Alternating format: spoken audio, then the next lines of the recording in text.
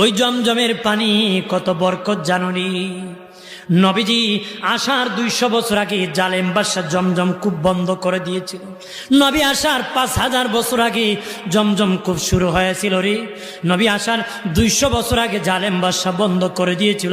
নবীর দাদা আব্দে মুত্তালিব আল্লাহ বলেন, স্বপ্নে বলেন তাইবা খনন করো, উনি বোঝেন নাই। দ্বিতীয় বললেন তাহেরা খনন করো, তৃতীয় দিন বললেন জমজম খনন করো। জমজম কোথায় গো মালিক? ওই জমজমের পানি কত বরকত জানুনি। নবীজি আসার 200 বছর আগে জালেম বাদশা জমজম কূপ বন্ধ করে দিয়েছিল।